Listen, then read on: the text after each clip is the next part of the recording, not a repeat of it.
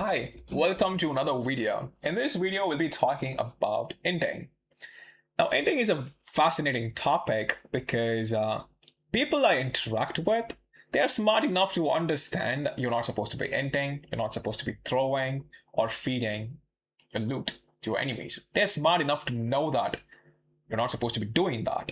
But unfortunately, they have some value systems, they have some habits that keep putting them in such situations where the only option that becomes visible for them is to end. So before we really explore the concept of ending, I want to show you guys a couple clips. The very first clip is it's from one of my favorite Tier 2 players, Tier 2 teams for NA. And the scenario is very straightforward here. It's round 4, the ring is going to be closing, right? And our job is very simple. We have one spot in zone, and we're going to do anything and everything to delete threats trying to contest us, right? We can Tex, I'm just gonna be staring here. Get ready to end like flight tree. we can solve this fight from different perspectives, but I only want to talk about the specific player and what they're valuing and what do we see from their gameplay. Your gameplay reflects a lot about your preferences, about your values. Somebody comes here. You're getting credit from break. I'm good. I'm good. There's no LOS right now. Walking up behind. Walking up here. Here. You're gonna have to get with that space a little bit. I'm just gonna queue immediately. Come on. Yeah. I'm doing it early. Hold me back I'm and doing it keep early. me. Zero early. Oh my god. I'm backing up. Andrew, I'm come. acting out the Andrew, Kraber, you come. careful. Andrew, you come. Can you stop running in front of me when I'm trying to throw fucking nades? Sorry. We gotta kill this. Push. Good fucking cat wall. No, I threw. No. It's two. One more. Let's do. You can I'm playing back. It's right here on the other side of the cannon. I'm backing up. play back over here. I'm Come to me. Yeah, Hold I'm on. saying what he's doing. I am. I'm holding the left side. He's not rezzing yet. He's right here. He's throwing nades. He's swinging your left. Swing.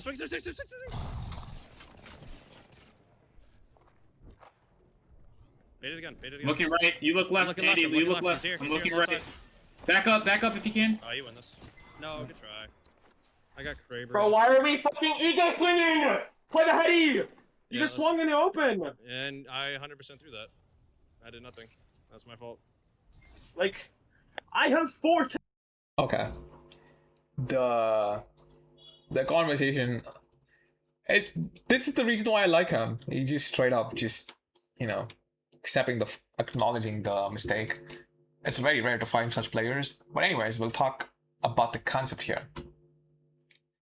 Before we really talk about what he can do specifically in this situation, I want to show you guys something.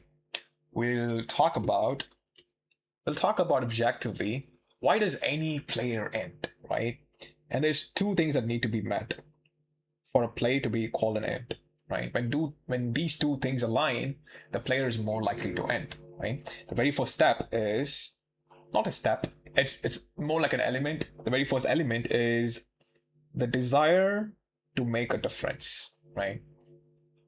And here we saw Andy that, hey, we want to kill them, and he's showing the desire, right, to make a difference. I am gonna go and swing in front of us so that I will get to land some shots, right? But the desire itself is not necessarily wrong if you do it with caution, right? If you can be a little bit more safe, careful. But when we are operating on low info and have this desire, then that is what is gonna, that is gonna be the recipe for disaster, right? So over here, the transcription of the fight is very straightforward. The transcription of the fight is we lose a 3v3 against a team coming from downhill. That sounds very biased, but if I have to be blunt, that is going to be the transcription of the fight, right? So this is a fight where we inherently have an advantage and we're throwing the advantage. Why is high ground good? The high ground is good only if you can stop people from coming to you, right? So when I was solving this clip, you gotta go all the way up front, like all the way in the beginning, right? Both of his teammates get cracked, and Andy shows some willingness that I would like to see, that I would have liked to see the whole time. Kill him with a double I breach don't have charger. to. Oh, fuck, Kraber. Coming back. So both of his Like here. teammates get Krabered, Chilling. and then Andy has his idea that, hey, What the fuck did that? Fighting down Did low he again. just won it? He like 170 me with a Come look Kraber or down. Come something. look down low again. Come look down low again. You might be able to play on this rock, by the way. that's a call, right? That is a good call. I'll tell you why. It's a good call because our home base is Graf Canyon, right? Graf Canyon is a home base. It would be nice. This is so fragile, so precious for us, right? And how do you protect something that is so precious? You wrap your arms around it, or put a bubble wrapper around it, right? You've got to put bubble wrappers around your spot. And this rock is one such spot. You're not going all the way downhill, but you can stop more people, do more things from the rock than from the Graf Canyon, right? So it's just adding a layer of buffer to Graf Canyon. But did we value this position? We don't actually. Because why? We get contested one or two we times. don't want to get outside. No, we're not giving it up. We're just walking down a little bit to try to get more angles. He explains that, right? I call it buffer because you add an extra layer of protection. But the idea is clear. The player's idea is clear.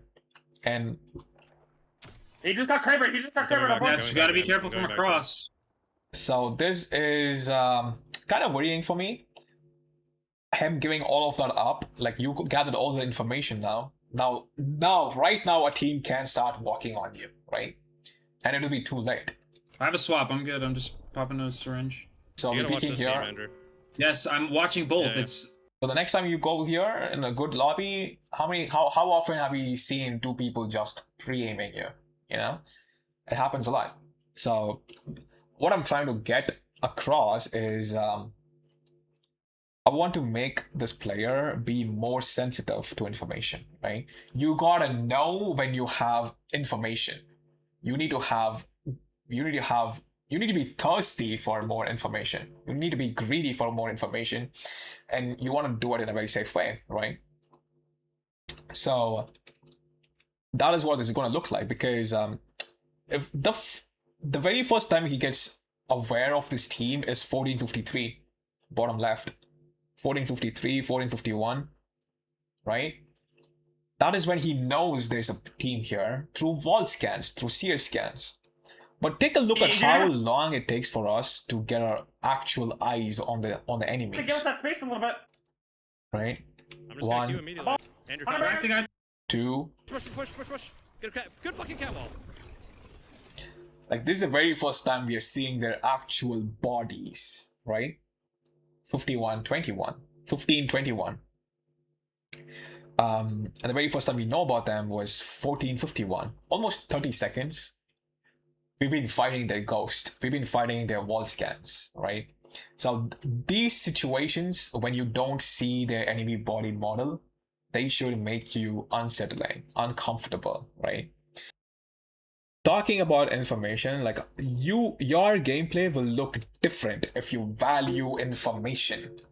So, for example, we have a clip here from Falcons. It is one of the scrim blocks from a couple of weeks ago. It's almost over. The situation is Hal is full dead, right? Hal is full dead. There's teams around us. So Hal is spectating the game through what's his POV. I might have to move my camera around. Oh my god. I might. Oh. Might have to move my camera around. Yeah. So take a look at Hal's. Look for climb. Look for climb. Porting. He's porting. Oh, we might have to back up. Okay. Wait. Just look. Jump on. Look where the portal. Look to your left. Hal was stressing out. Once he is completely happy with just knowing they're leaving the spot, yeah, who cares? They're not going to be a threat for the next 2 seconds. But Hal is like, I want to know the other end of the portal. Where is the other end of the portal? Because that is information that I can use, right? Same way, when you know there's a Kraber in play, You gotta know more about that Kraber, man. Who has the Kraber? Are there any blind spots that I can play? Right? We want to know more. We want to move around. We want to do a lot more. Because when you keep stalling, when you keep waiting, when you keep, hesitating over time, there's going to be a rush. Since you're IGLing as well, since Andy's IGLing as well, you're going to get the rush of, oh, we've been fighting for so long, we might have to wrap this up quicker, right? And those instincts kick in. So then you go move one big move out of nowhere. And that is why you go in, right? But if you've been valuing information, you would be not giving up that rock easily. And even if you gave that rock up, you will be fighting your inner demons to go play the rock again and bring your team here a lot quicker, right? That is what the difference is going to be in your gameplay. How much do you value information? The more information you value, the less you will end.